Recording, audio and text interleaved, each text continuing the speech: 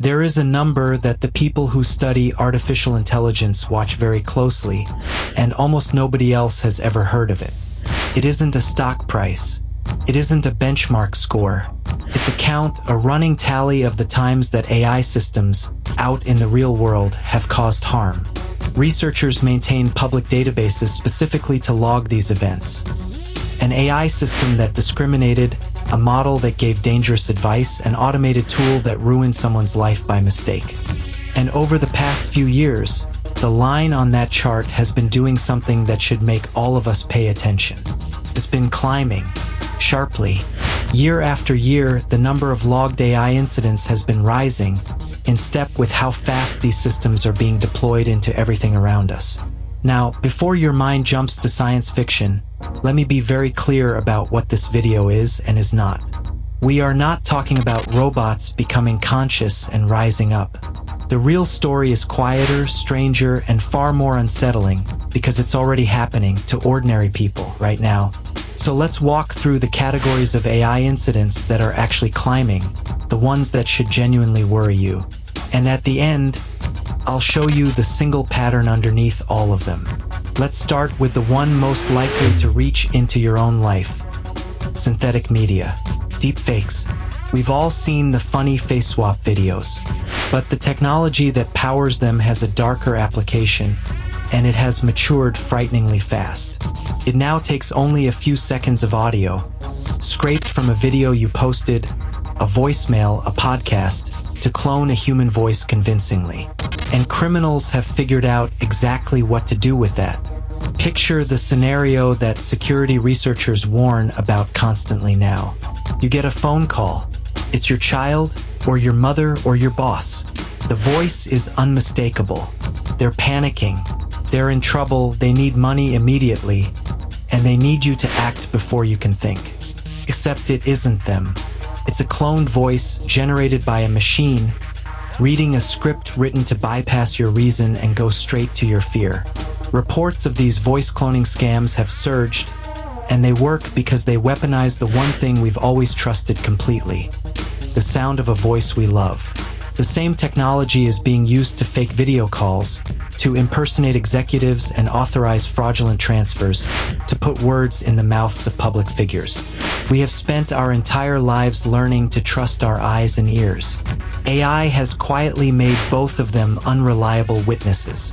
The second category is less dramatic on the surface, but in some ways, far more dangerous because it's invisible. It's the use of AI to make consequential decisions about human beings. More and more, the choices that shape your life are being filtered through an algorithm before a human ever sees them. Whether your loan gets approved, whether your resume makes it past the first screen, whether you're flagged as a risk, prioritized for a service, or quietly sorted into a category you'll never know about. And here is the problem. These systems are trained on historical data, which means they absorb and then amplify the biases buried in that data. There are documented cases of hiring tools that systematically downgraded certain applicants, of risk scoring systems that produce skewed outcomes for different groups, of automated benefit systems that wrongly cut people off from support they desperately needed. The cruelty of it is the false objectivity. When a human makes an unfair decision, you can argue with them. When a machine does it, you're told it's just math, neutral, impartial, beyond question. But the math learned its values from us, including our worst ones. And it now applies them at a scale and speed no human bureaucracy ever could, to millions of people instantly, often with no one accountable and no clear way to appeal. The third category brings the danger into the physical world.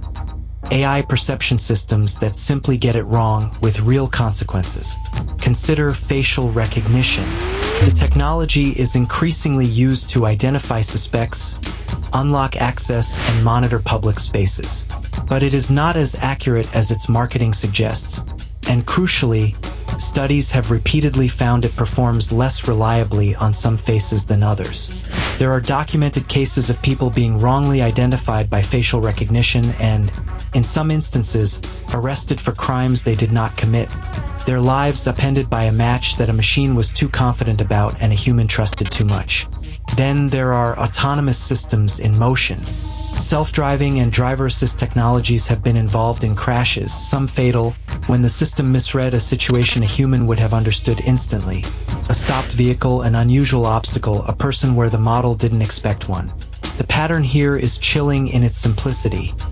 An AI doesn't fail like a human fails.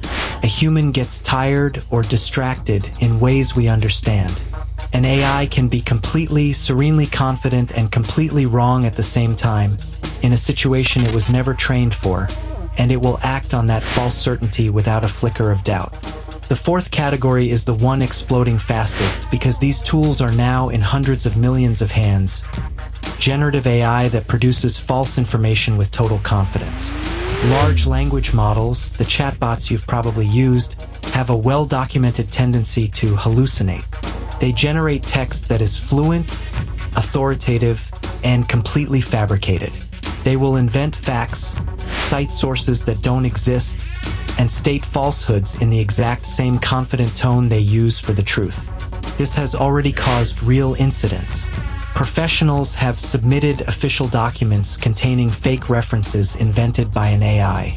People have followed confidently stated advice that was simply wrong, sometimes dangerously so, in domains like health and safety.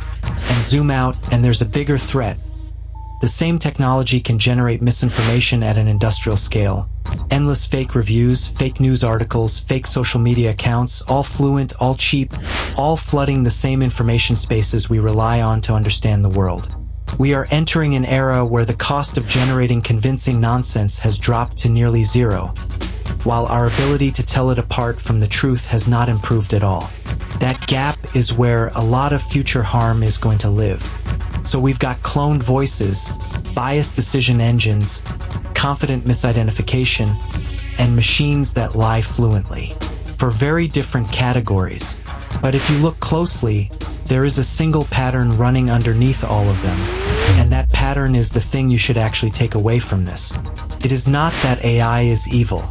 It's that we are handing real-world power to systems faster than we are building the ability to check them. In every one of these incidents, the harm didn't come from the machine being malicious. It came from a machine being trusted too much, deployed too fast, and supervised too little. A voice was trusted because it sounded real. A decision was accepted because a computer made it. An arrest happened because the software was sure. A false fact spread because it was written fluently. The danger of this era isn't a superintelligence deciding to destroy us.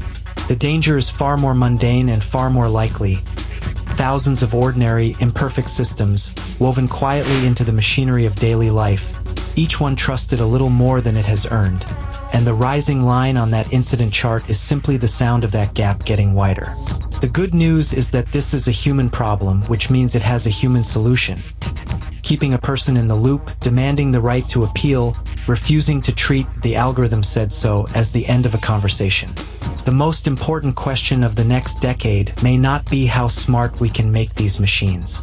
It might be how honest we're willing to stay about what they can't yet do. So I'm curious, have you already had a brush with one of these?